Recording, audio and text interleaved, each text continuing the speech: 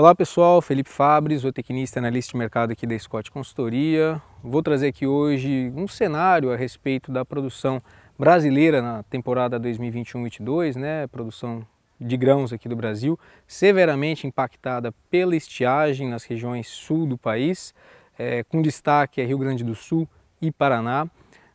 Quando a gente pega para olhar a situação da safra, nós tivemos um início de plantio com condições favoráveis, ali em meados de setembro, outubro, um cenário totalmente positivo, setembro, outubro de 2021, um cenário totalmente positivo para o plantio nesses estados mais ao sul, todo o período de plantio dentro do ritmo ideal, né? E durante o período de desenvolvimento das lavouras, o cenário começa a mudar, em decorrência aí do efeito climático do Laninha. A gente passa a ver na região centro-sul do país uma forte estiagem, ausência de chuvas durante o desenvolvimento das lavouras, que acabou levando mês a mês aí a revisões para baixo com relação à produtividade, tanto da soja brasileira quanto da produção de milho de primeira safra aqui no país. Com relação à soja, para a gente ter uma ideia, os estados mais afetados foram os estados de Santa Catarina, Paraná e Rio Grande do Sul, com destaque ao Rio Grande do Sul, com a maior quebra aí de produção para essa safra em 2021-22.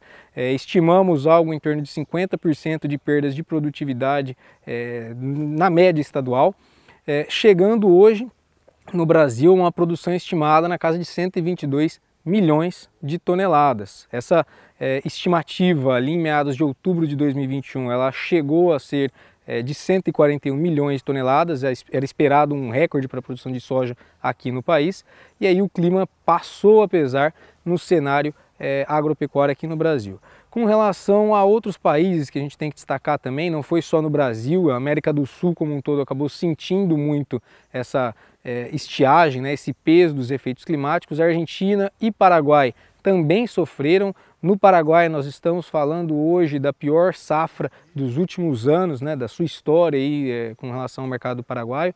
3 milhões de toneladas são estimadas ali para o país de soja. Para o mercado argentino, que é outro importante player no mercado internacional de soja, nós tínhamos estimativas ali na casa de 50 e 52 milhões de toneladas inicialmente para o país, e hoje giramos em torno de 40 a 42 milhões de toneladas. Do lado do mercado do milho, o cenário ele acabou se consolidando negativamente mais no mercado brasileiro, tá? A primeira safra no país, ela teve um bom desenvolvimento no período de plantio, e aí o desenvolvimento das lavouras também pesou. Lembrando que a região sul do país é responsável por praticamente 60% da produção de milho de primeira safra, então são estados que têm importante relevância para essa cultura, e aí a gente começa a sentir os efeitos no Rio Grande do Sul, também 50% de quebra de produção para a temporada 21-22, Paraná aproximadamente 47% de quebra de produção. A produção que esteve estimada na casa de 30 milhões de toneladas ali em meados de outubro de 2021, hoje fala-se aí de algo em torno de 25 milhões de toneladas.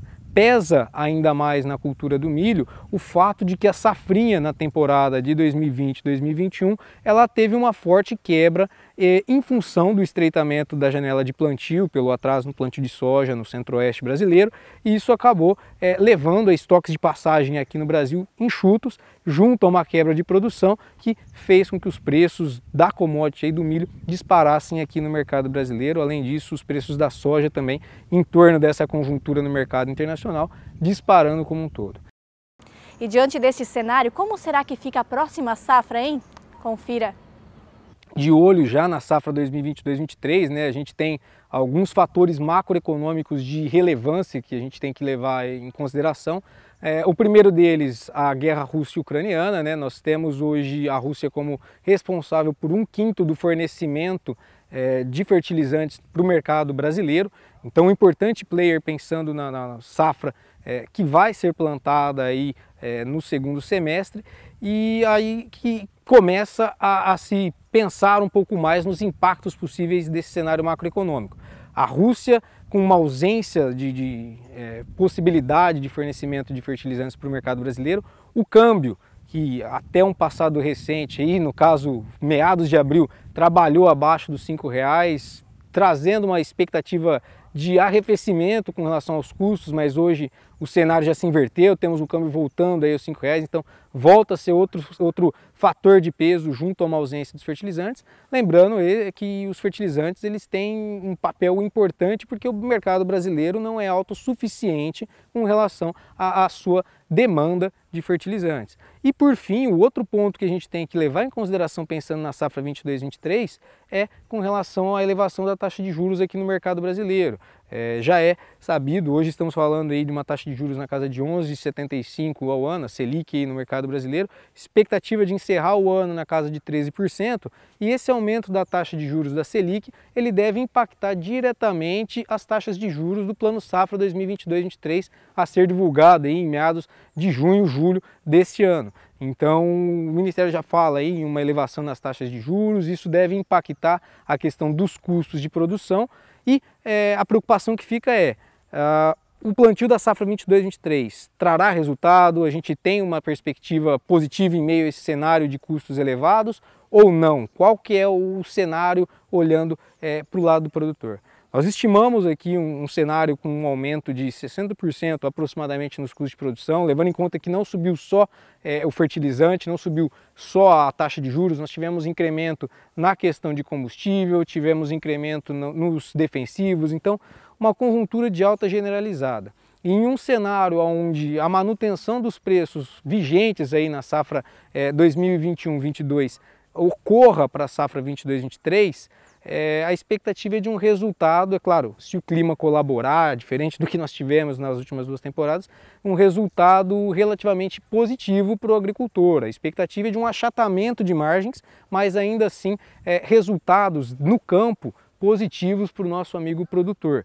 Então fica aí agora só a questão da atenção a esses fatores que eu citei, e sempre que oportunidades aparecerem para bons negócios a preços abaixo da referência, ou janelas como a que nós tivemos do lado da nutrição animal no final do ano passado, com o milho caindo aí em função da colheita de segunda safra, sempre que essas oportunidades aparecerem, o produtor estará atento para que os resultados possam ser ainda mais otimizados dentro do que a gente tem hoje de realidade a nível brasileiro.